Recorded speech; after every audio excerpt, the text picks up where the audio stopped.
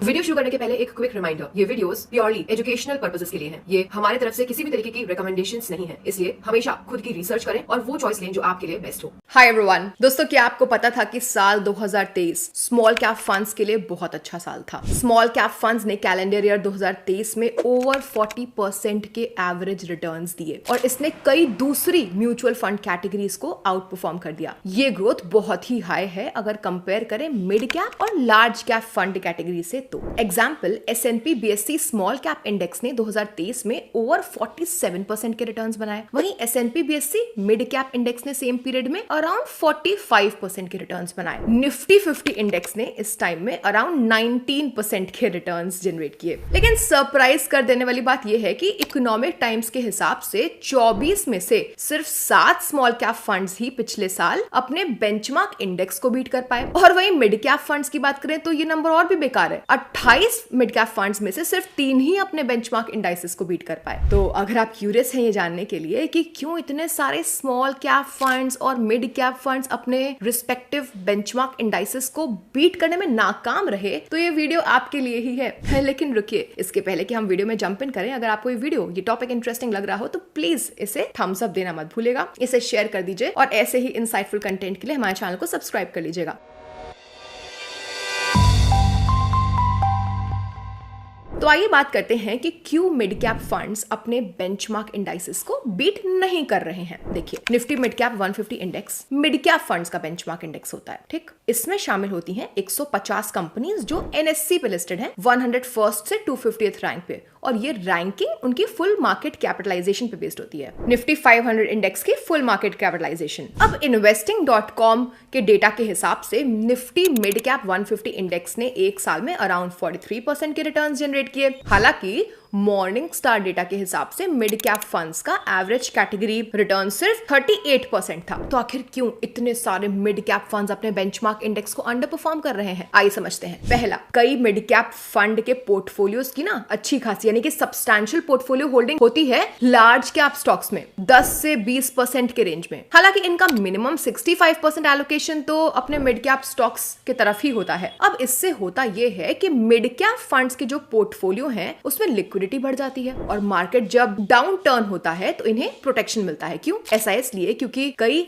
Large cap companies well established होती हैं और उनके परफॉर्मेंस का एक स्ट्रॉन्ग ट्रैक रिकॉर्ड होता है, और वो large cap companies in funds में एज देयर पोर्टफोलियो होल्डिंग है। For example Axis mid cap fund, LIC MF mid cap fund और Canara Robeco mid cap fund, इनके पोर्टफोलियो में ओवर 20% के तो लार्ज कैप एलोकेशंस हैं। अब 2023 में लार्ज कैप्स ने मिड कैप सेगमेंट को अंडर परफॉर्म कर दिया क्योंकि मिड कैप स्टॉक्स एक बुल रन में अच्छा करते हैं, लाइक द ईयर 2023। तो क्योंकि मिड कैप इंडेक्स की बात करें वो मिड कैप स्टॉक्स की तरफ ही बायस्ड होता है, तो वो easily most mid cap funds को आउट परफॉर्म कर जाता है क्योंकि इसमें लार्ज कैप भी हैं। खासकर उनको आउट परफॉर्म कर जाता है जिन मिड कैप फंड्स में लार्ज कैप स्टॉक्स भी हेल्ड है। नंबर 2 रीजन, बिजनेस लाइन के अकॉर्डिंग BSE PSU इंडेक्स के हर 3 PSU स्टॉक्स में से एक ने 2023 में ओवर 100% के रिटर्न्स दिए। हालांकि कई अच्छा परफॉर्म करने वाले मिड साइज PSU कंपनीज का मिड कैप फंड्स के पोर्टफोलियो में ना के बराबर एलोकेशन था या फिर बहुत थोड़ा बहुत था। ऐसा इसलिए क्योंकि ये मिड साइज PSU कंपनीज इन फंड के क्वालिटी फिल्टर्स को मीट नहीं कर पाई होंगी, या फिर मे बी ये funds altogether PSU segment को ही अवॉइड कर रहे होंगे। फॉर एग्जाम्पल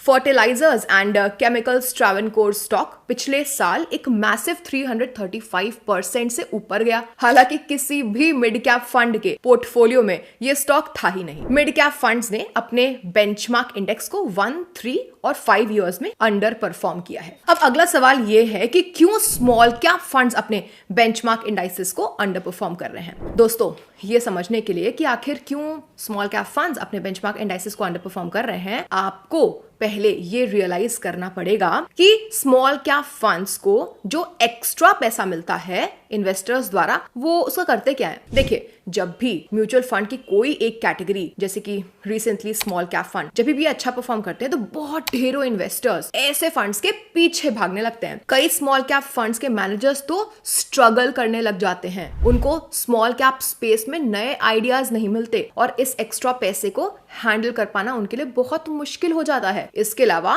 क्योंकि कई स्मॉल कैप फंड्स क्वालिटी वाले स्मॉल कैप स्टॉक्स को चेस कर रहे होते हैं, तो इनके fund managers even quality small cap stocks के लिए भी बहुत ज्यादा प्राइस देने के लिए तैयार नहीं होते। ऐसा इसलिए कि ये कर देंगे तो जब स्टॉक मार्केट डाउन टर्न आएगा तो उनके फंड्स काफी वल्नरेबल हो जाएंगे, यानी रिस्की हो जाएंगे, राइट। अब इस वजह से कुछ स्मॉल कैप फंड्स तो लमसम इन्वेस्टमेंट लेना ही रोक देते हैं और सिर्फ अपनी स्कीम्स में SIP के थ्रू ही इन्वेस्टमेंट को चलने देते हैं। सेकंड, दूसरे फंड्स बेसिकली कैश होल्ड करके बैठ जाते हैं, that is they sit on cash और सही समय का इंतजार करते हैं, यानी कि स्मॉल कैप स्टॉक्स में वो तब इन्वेस्ट करेंगे जब वो स्टॉक्स लोअर वैल्यूएशंस पे मिलेंगे। नेक्स्ट, कुछ स्मॉल कैप फंड्स अपनी इन्वेस्टमेंट स्टाइल को ही चेंज कर देते हैं, या तो वो एक लॉन्ग टेल वाला पोर्टफोलियो बिल्ड करने लग जाते हैं, बेसिकली वो अपने पोर्टफोलियो में कई स्टॉक्स में इन्वेस्ट करने लग जाते हैं। एंड फोर्थ, सबसे बुरा, कुछ स्मॉल कैप फंड्स तो माइक्रो कैप स्टॉक्स में वेंचर कर जाते हैं। माइक्रो कैप स्टॉक्स बता दें वो होते हैं जो अपनी मार्केट कैपिटलाइजेशन के बेसिस पे इंडियन स्टॉक एक्सचेंज पर टॉप 500 स्टॉक्स के बाद आते हैं और इस वजह से market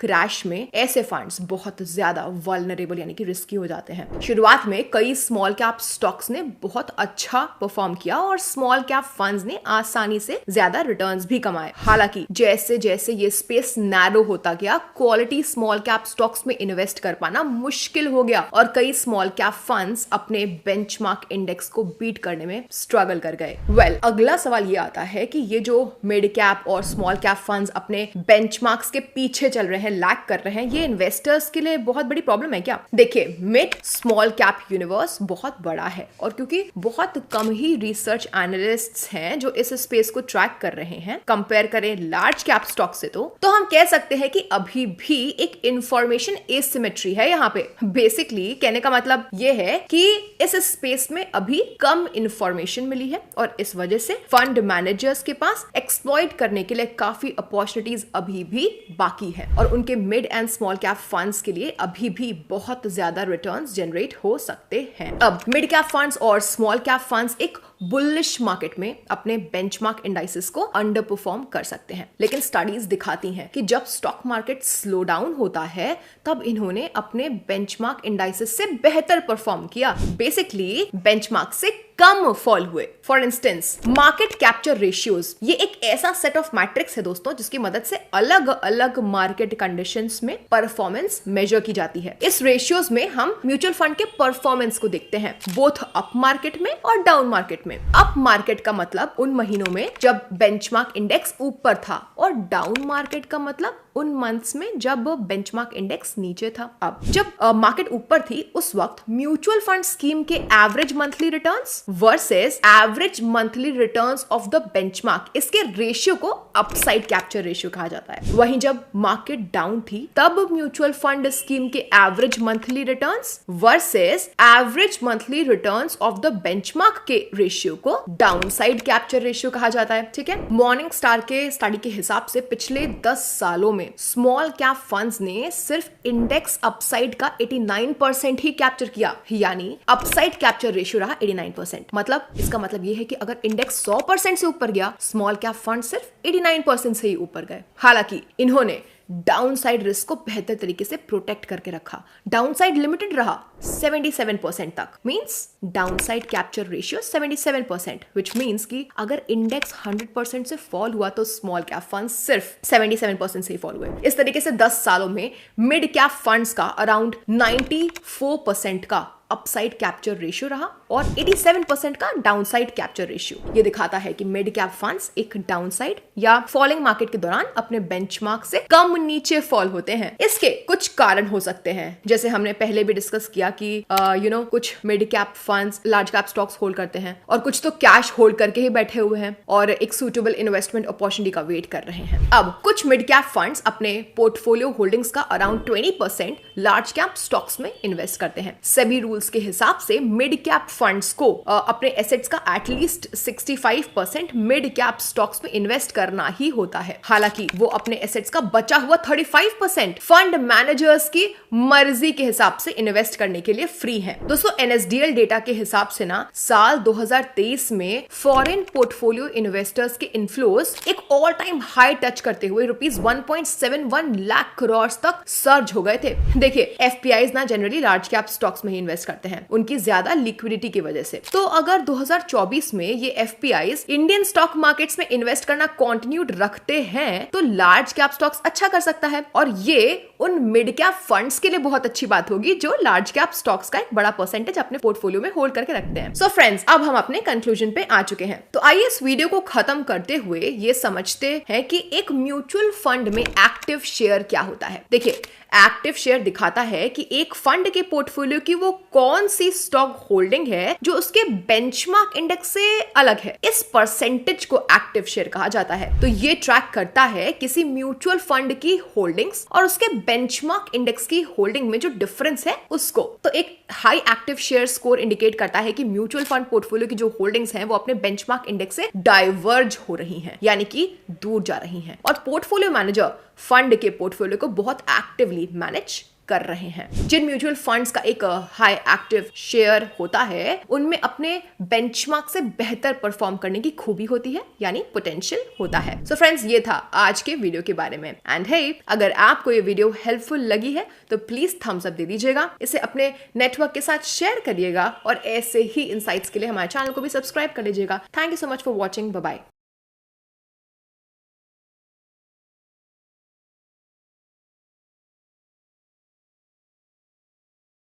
Mutual fund investment are subject to market risks.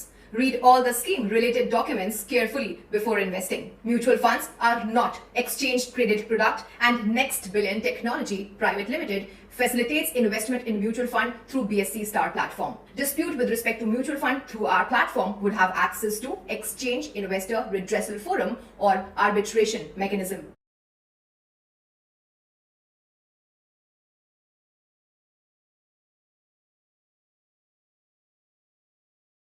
Mutual fund निवेश बाजार जोखिम के अधीन है। योजना संबंधी सभी दस्तावेजों को ध्यान से पढ़ें। Mutual fund investments are subject to market risks. Read all scheme related documents carefully.